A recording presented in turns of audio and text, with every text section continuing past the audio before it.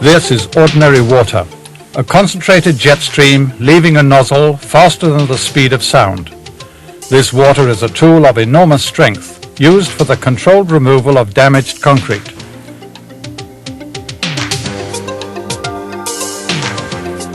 The method, known as hydrodemolition, made its breakthrough mainly in the repair of concrete bridges, where damaged concrete is a big problem that is attracting more and more attention.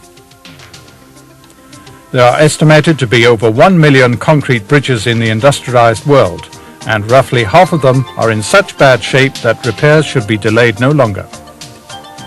Further, there are elevated highways, parking decks, runways, harbors, quays, dams, and industrial floors, all needing careful and controlled demolition of concrete surfaces. There are a number of factors that can cause damage to concrete. Vibration, frost, air pollution, road salt and corrosion cause degradation and microcracks in the concrete. This damage is made worse when the concrete is subjected to a heavier load than was originally intended. Such factors often combine to cause rapid deterioration of the concrete. Soon the damage becomes visible on roadways as well as on road-bearing structures. With percussion methods such as milling machines, jackhammers, and large hydraulic hammers, it is very difficult to remove only the damaged concrete. They often damage reinforcement bars and cause microcracks in the healthy concrete. For this reason, their use for sensitive demolition jobs is prohibited in many countries. So what should a really good method offer? Well, it should be selective and controlled. That is, it should remove only deteriorated concrete. The reinforcement bars must not be damaged, and the method must not make microcracks in the healthy concrete or cause structural damage. The method should leave a very rough surface for solid bonding of the new concrete. The method should be rapid to minimize traffic hindrance in particular, and it must be economical, both as regards the actual operations and the final results. And a new method must offer the workers a good and safe working environment. Today, such a method is available with equipment that satisfies all these requirements. Conjet. The Conjet method is the result of more than a decade of research into jet stream technology in Sweden and at the CIRAC Research Institute in Switzerland. At CIRAC, scientists and technicians from many countries develop technologies for tomorrow. In many cases, they do not see practical results from their research until after 10 years or so. And that's the way it was with Conjet at the start. What began as an idea is now accepted around the world as an advanced method in the construction industry. Technical developments at Conjet have been effected in close cooperation between product specialists, users, and official authorities.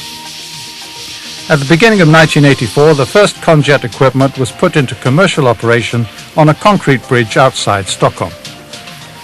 During that first year, a dozen similar projects with a total area of 4,000 square meters of concrete to be removed were completed in Sweden alone.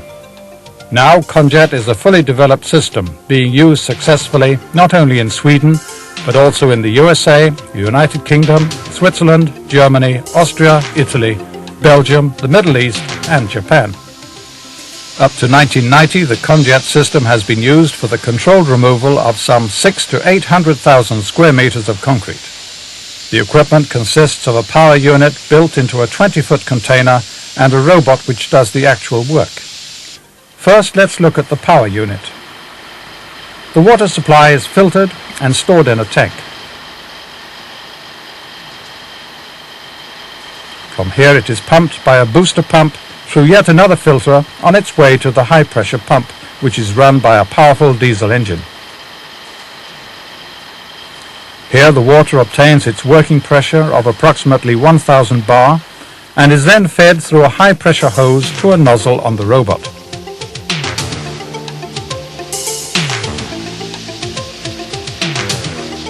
The whole power unit is installed in an insulated container. And now we'll take a closer look at the latest model of the computer-controlled Conjet robot at work. Here we see the whole robot with a lance mounted on a cassette on the feed beam and a strong protective hood over the powerful water jet. The feed beam has limit sensors at both ends which can be preset to regulate the working width. With a simple manual adjustment, the desired working width can be set at up to 2.1 meters.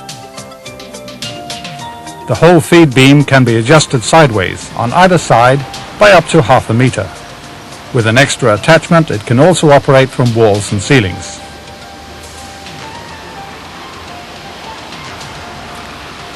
The lance and nozzle for the jet stream are mounted on an oscillating cassette that is attached to a cradle on the feed beam. The cassette attachment is designed for quick interchange to suit different applications. For example, you can fit a rotor for removing surface membrane or to scarify concrete. This is the robot's brain, the computer that makes the Conjet system easy to use for all types of applications. It has a number of programs to monitor working patterns, the movement of different tools and attachments, and the sensors for wall and ceiling jobs. This means that you can set the exact parameters and the robot will do the job continuously. The robot is maneuvered by a single drive wheel and steering cylinder. Different working levels can be adjusted by individual jacks on the other wheels.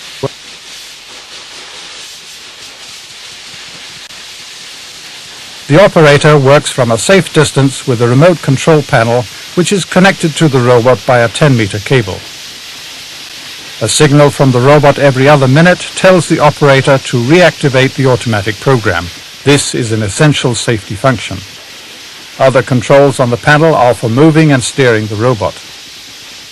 Out on the work site, preparations are made by first removing a small sample of the surface, which is checked carefully. If the result is satisfactory, the job is continued using the same parameters. Since Conjet removes residual concrete and rust, no sandblasting is needed afterwards. What actually happens when a Conjet robot is started up? At a pressure of over 1000 bar, the water is compressed in the nozzle and comes out as a jet stream at twice the speed of sound. Here, in slow motion, we can follow the jet stream into the damaged concrete. The hydraulic force of the water removes only the damaged concrete, leaving the healthy concrete with a very rough surface and cleaned reinforcement bars. This provides a perfect surface on which to bond the new concrete. Here's what it actually looks like. See how the Conjet method removes concrete selectively. The concrete is damaged down to a variety of depths, but the jet stream has removed it equally effectively across the whole surface.